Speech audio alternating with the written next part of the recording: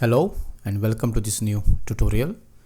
In today's tutorial, we shall talk about the concept of accountability in international relations.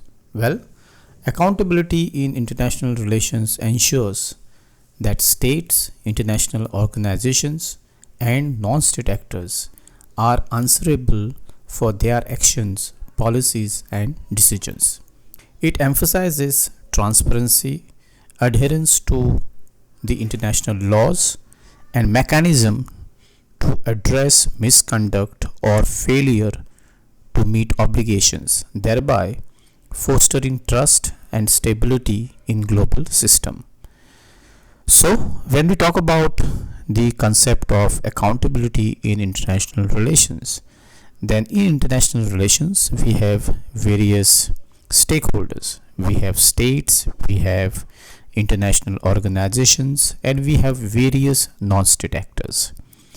Because they are very important stakeholders in international relations, they are responsible and answerable for their all actions, various policies, and including decisions.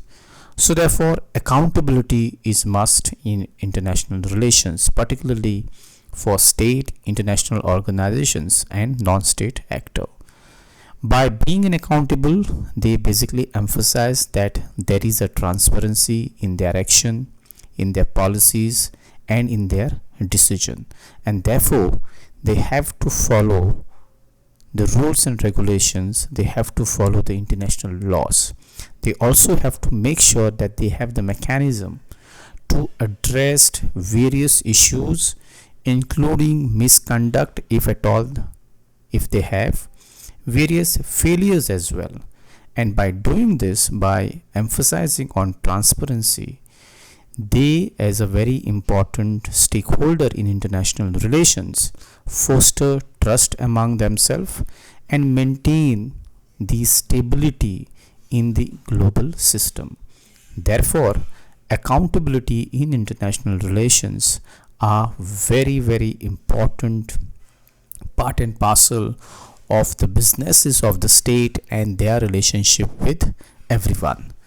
Well, the prime example is the International Criminal Court, which holds all the individuals accountable for crimes like genocide, war crimes, and crime against humanity.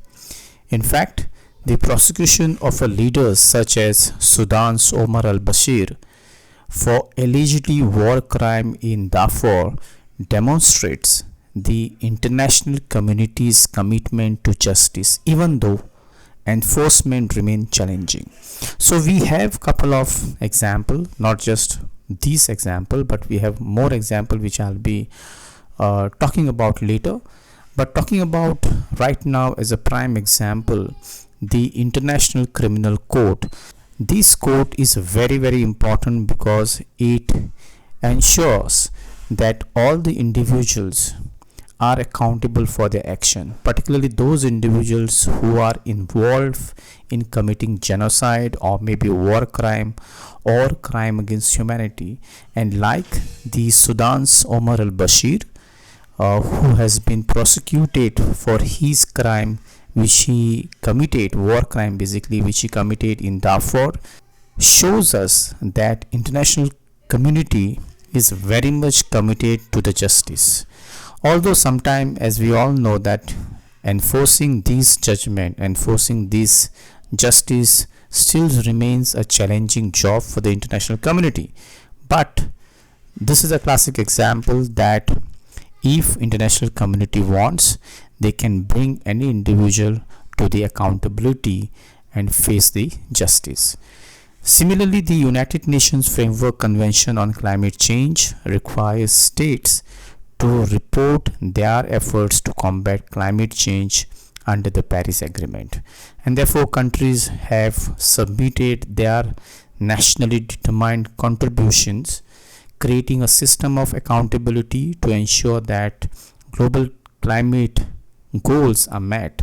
However, we still see a disparity in compliance, which probably highlights the challenges in enforcing commitments. So like the International Criminal Court, we too have another big issue which requires an accountability at the international level, and that is with regard to the climate change.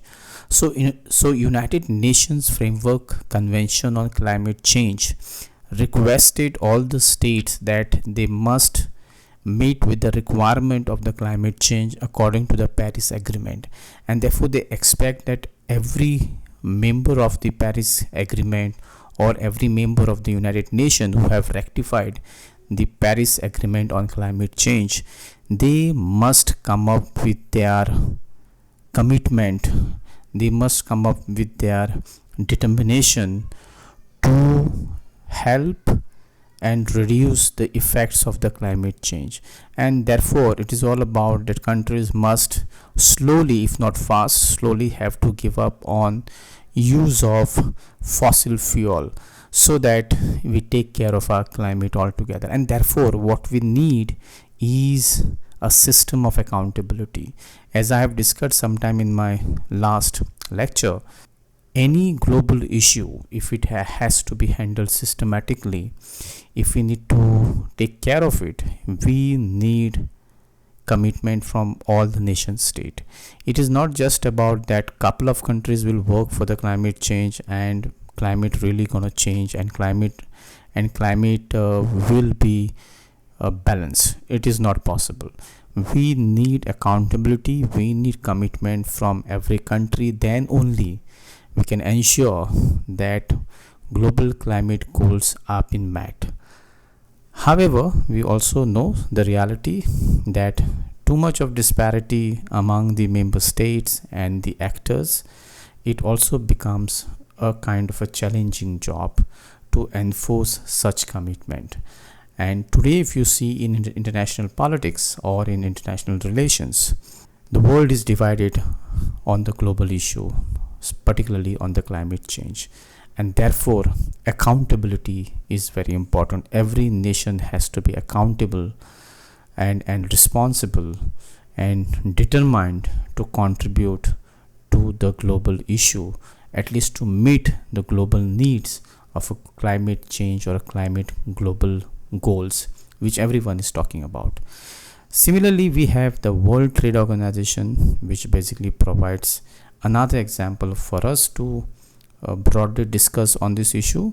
So therefore, the World Trade Organization provides another example wherein holding member states accountable for trade violation through its dispute resolution mechanism. For instance, the WTO has mediated disputes between the United States of America and China over the trade conflict over unfair subsidies and tariff, ensuring that both the players adheres to the trade rule.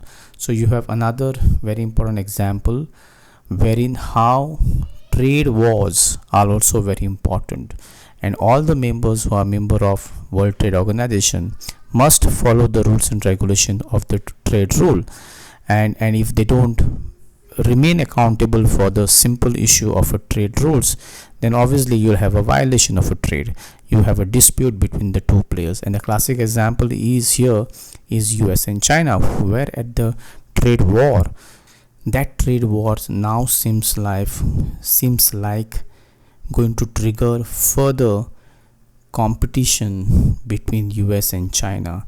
And again, here right now we just have to wait and watch how trade war between US and China will going to impact not just US China trade relations but also various other countries. And therefore accountability by adherence to the trade rule is another very important example.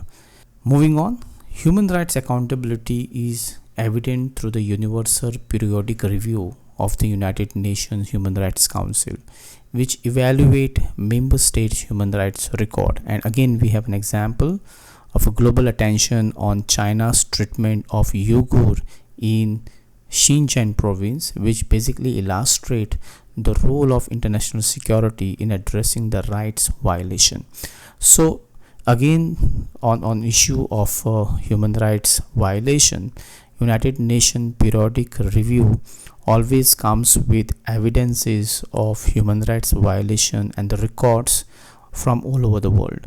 And today we have an example in China, particularly in Xinjiang province, where there are news which are coming up in public domain where Chinese have been treating very badly to those Uyghur Muslims who are staying there or who are living there.